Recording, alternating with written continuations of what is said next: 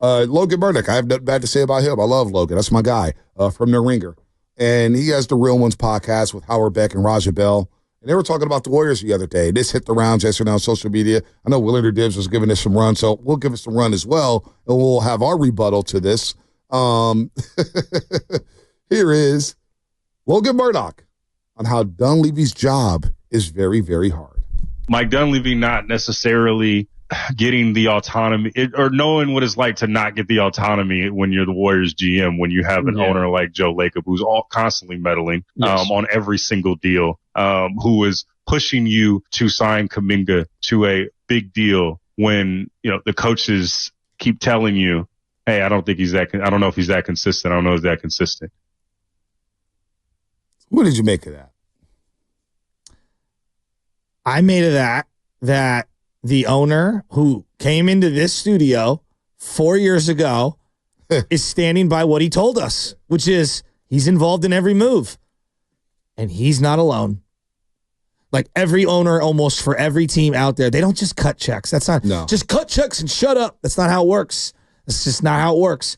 David Sampson, who I know you don't like very much, and I understand why, talks about why every owner jumps over their own GM in every sport and has their own ideas of what should be done.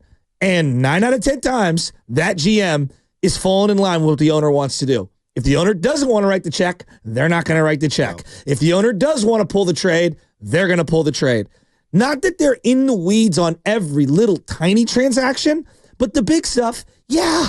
The owner of the $9 billion valuation Warriors, who built the enterprise in terms of the actual basketball facilities in the beautiful gem of Chase Center and spent more money on luxury tax than any owner in the history of the NBA. Yeah, he's got veto power and final say. Wow. Color me shocked. Yeah, I mean, when he said metal, I don't know why I made the round so much. This is something we've all known for 5 years now. 5 years. Lacob came in and discussed the Kelly Oubre deal. He goes, look, we're all on board with it, and, I learned my lesson. But he said, I'm part of the group decision-making. If I was an owner, I'd probably do the same thing, as long as you let certain people do. And I think Mike Dunleavy is allowed to do his job. I think Mike Dunleavy has been allowed to keep Pajitsky and been allowed to veto some of the things that's happened. And I think it hasn't been smart, whether or not the owner wants to sign Kuminga long-term. I think there are some people who want to sign Kuminga long-term, but I also think it was smart for Dunleavy to say, hold on, let's wait a minute. We just got under the tax. We're under the first apron. Let's see how Kuminga plays. He's a restricted free agent. How much are the dollars going to go up? How much money do people have? Let's chill for a second. Can I ask you a question? Going back to the Hard Knocks offseason where Mara, the owner of the New York Giants, walked into the GM's room and said, boy, are you sure we really want to get rid of Saquon Barkley? Right. Was that meddling, having that conversation? Absolutely. That's meddling to me. Yes, okay. Absolutely. Are you sure you want to do this? Yeah. I'm going to trust your judgment, but are you sure you want to do this? Exactly. You know what I'm saying? But I thought that came off as an owner who's like clearly tapped into what his fan base wants. He's in the war room during draft day, sitting in the middle next to the GM, seeing what the hell's going on. But I really truly believe that like GMs miss, owners miss, coaches miss. That doesn't mean players miss shots all the time. Heck, I'll never forget when the Warrior players wanted Avery Bradley instead of GP2 at one point. Remember that? Oh, yeah. Remember that? Oh, yeah. I guess where I'm going at with this is that, like, I would rather my owner have some involvement than being non-existent altogether. Yep. I think it kind of comes with the territory. Now, that being said, he's not conducting press conferences right now like Jerry Jones is. No, like there's levels to it. There's levels Jared York to it. is involved. Jared York is like, hey, are you going to give this guy money or not? Are you going to do this? So like the guy for the Mets. What's the guy's name? Steve Cohn. So Steve Cohn, apparently Boris will literally just pick up the phone and call him directly. Yep. And then Cohn will be like, yep, we'll give you whatever you want. And then he runs to the GM and tells him what to do. Mm-hmm. I'll ask Mets fans today, is that meddling? Yes. I think him going way over above and beyond. Aren't they happy they have Soto? I don't think it goes both ways. He can make horrible moves. Some people say, that Bob Myers left because of Joe Lacob. There could be some truth to that. But I also think Bob was worn out. it was obvious he was worn out. I talked to Bob about it. He was worn out. It was a lot. He looked actually very refreshed on the broadcast last night. He has been refreshed. He looked refreshed. He has been refreshed. For him. And he got out at the right time. But it can be. Some owners will be on you. And that's part of it. I'm sure Mike Dunleavy knows that that's kind of part of the gig. Lacob's going to be involved. Well, Lacob's like, I would sit there sometimes in a tunnel. He's so funny. I watch Lacob text, right? He said that he'd get on his phone, he texts. I would scan quickly over to Bob Myers to see if he would look at his phone. As soon as Lacob would text, I scan at Bob Myers, and Bob Myers picking up his phone looking. I'm like, oh, that's a text from Lacob. They're texting during the game. There is. So maybe that does get overbearing. It does get overbearing. Well, there's, like anything in life, there's a threshold. Wouldn't you agree? And there's a point of diminishing returns of meddling too much. But if you don't think that ownership is involved for all the top teams, I think you're delusional. But I would also want to know what deals has Lacob prevented Mike Dunleavy from doing? Well, I guess my question to you would be, like, when they had the expiring contract for CP3, we will never understand what was or wasn't a realistic option. Now, if you come to him, here's the hypothetical. Dunleavy comes to Joe Lacob. Hey, Joe, here's the deal. We can use this trade chip to get Zach LaVine. Right. Okay? Hypothetically. This is a hypothetical. I don't know the draft picks, but the money it's going to cost you and locking this in and being in the apron. This is a financial question, Joe. This isn't just an X's and O's basketball question. Are you willing to do that deal and freeze all the other assets the second you do that? Because that's what you would have done. That's what you would have done. And I think people don't understand that. I think a lot of people, it's easy to say, I would have done the deal no matter what, and I'm one of them. Yeah, I'm sure, but because it's not our money, it's his money. Exactly. However, when you want to build a sustainable model, you want to have a long-term team. And right now, it looks hairy right now. You could say, well, Bonte, they're not good right now. So what difference does it make? It looks really bad. But they've told us for years, I will pay the tax if we're competing for championships. Last year, they didn't make the playoffs. They lost in the first playing game. They lost. So I don't blame ownership for not wanting to get back into the tax this year. I wouldn't. And right now you're in 11th place. What would it look like if you're in 11th place with the most expensive roster of basketball? Think about that. Last year, they had the most expensive roster of basketball last season, and they were in 10th place. With all of your future firsts frozen because you can't trade them. Exactly. They'd be in a tough spot. They'd be in a very tough spot. So go ahead, Loman, get in. No, I just, as you guys are talking about this, and I agree with a lot of what you guys are saying, but I do think the word choice here matters in just what Logan said. Like, when you say, meddle with something, the definition is, to interfere or busy oneself with something that's not one's concern. I'm pretty sure the day-to-day operations of the Warriors and the roster are a concern of Joe Lacob. So I wouldn't say the word meddle. I would say he's involved with the front office. So collaborating. And that sounds a lot. And that sounds a lot better than meddling. Spinoni just brought up Jerry Jones, Mark Davis. Those are owners that I would say, I think they kind of meddle with their franchise operations because their actions get in the way of the team's success.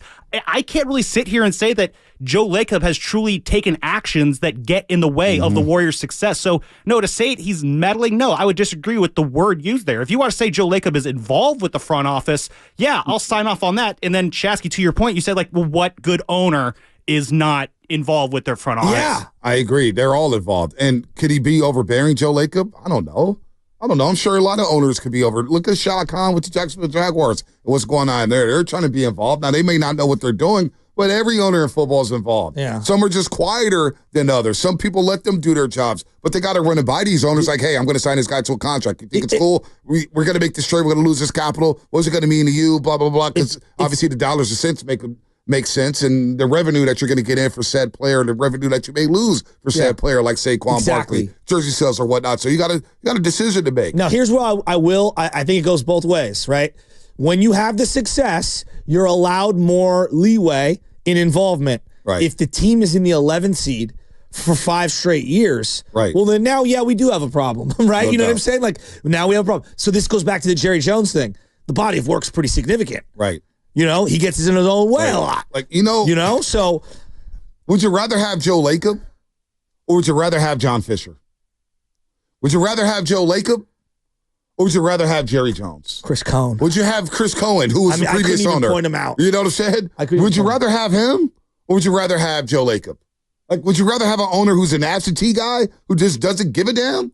Or would you rather have Joe Lacob, who cares and sits courtside for every single game? Like Mark Cuban was involved, right? Yeah. Do we think he was meddling? Loved it. I loved it. I was jealous. One of the things that my buddy, and again, this is a business analogy, so maybe it's not perfect for football. My buddy Issa, he owns lots of restaurants. And he said to me, he goes, I have to be at my restaurants every day. And I was like, well, why? You own like so many of them. And this goes, I have to know what's going on at the ground floor of my business. I owe it to myself. And how can I look my other employees and my managers in the face if I don't have at least a fundamental understanding of what's going on every day? Now, I'm paraphrasing what he told me, but I agree with that. That's how you run a good business. Now, do you hire good people and empower them to do their job? Absolutely. But great ownership on any company is asking the right questions. And then, yes, is collaborating with them. That doesn't mean you override everything, and that doesn't mean you just nod your head and go along with everything. No doubt. I think there's got to be give and take. I think the switch up on Lake has been pretty fascinating. No, I think it's unfair. When he said, we're light years ahead of everybody, everybody ran with it. Everybody loved him. We started calling him Joey Light Years, and they were all kissing his ass, and they were hanging banners or whatnot. It's not a switch up where he gets all the blame, and you get these like Kevin O'Connor from Yahoo Sports, good journalist. He writes well, but God bless his soul, he's just writing straight crap the last week. Straight up dog poo about fake trades, about what Lacob has done, about what's going on with Siakam, and they could have got this guy and that guy and this guy and that guy. I'm like, this guy doesn't even know what the hell he's talking about. What is this stuff? So everybody's just putting gasoline on the fire, and there's always got to be, again, it goes back to sports. It's always got to be a scapegoat, right? 100%. So we've somehow, some way chosen that Joe Lacob receive card is going to be the scapegoat this season. That's where we're at. And it's unfair. It is unfair because how can you say a guy hasn't been trying to win over the last 4 years when they pay the most luxury tax in basketball? What kind of owner? Wait, an owner who doesn't care about winning is going to pay luxury tax for a team? Make it make sense. And he built a new arena. And I got no dog in the fight. I'm like, some people think they hit me with the, Bonte, you work for the Warriors. So you're going to tell a couple, I don't work for the Warriors. I work for 95.7 and NBC. The Warriors don't pay me anything. We're partners with the Golden State Warriors here at 95.7 and NBC. So, we're going to be watch what I say. I'm not going to just go out there straight disrespect people, but I'm also going to keep it real. And keeping it real is, wait a minute, you got an owner paying luxury tax? And you're telling me he doesn't care to win, even though he's paying luxury tax year in, a year out, a year out. I don't get that. But here's the part I don't understand. In the era of player movement, where the players have all the power, why is it the franchise's most important player has constantly sided with Joe Lacob? Yeah. If he was frustrated, then okay, we should all listen. Right? Like, okay, we should all listen. I mean, at what point has Curry indicated that he's really mad at Joe Lacob? He hasn't. No, he might be frustrated with the results that's going on right now. But if there was any negativity toward ownership, wouldn't we kind of have a feel for that? Mm-hmm. I'm just gonna do what Steph wants me to do now. I mean, am I wrong on that? Like, wouldn't we kind of hear that just a little? Now, trades are hard. Now, that being said, again, I think this is fair to say. Hey, what's he gonna do post Steph? Well, that's a great question. I don't know. We don't know. And you know what? Like, we will see. We will see if they can evolve and pivot beyond Steph Curry. That time will come. But, like, right now, I think he's made a pretty good, like, making the most out of what you've got. He's made a pretty good situation here. No doubt. There's a lot of other owners in the NBA who would have fumbled what the Warriors had. There's no doubt about that. You may not think so, but it's true. Just think about Clay Bennett and OKC decided not to pay the $6 million for James Harden. And look what it did to that franchise. It was the beginning of the end because he didn't want to dip his toes in the tax despite having Russell Westbrook, Kevin Durant, and James Harden enter in their prime. Oklahoma City would have ran the league. They would have ran the league. But he decided, you know what, I'm not going to go. The tax outweighs the winning. And what happened? OKC didn't win. They didn't win. They got to the one finals appearance. One of the big woulda, coulda, shouldas in sports, really, that team. Like, honest to God. Jerry, we're just talking about the Chicago Bulls. Jerry's Reinsdorf. He's the worst. Would you rather have an owner that doesn't care, or would you rather have Joe Lacob? That's all I'm saying. Tim in North Carolina, real quick before we hit the break.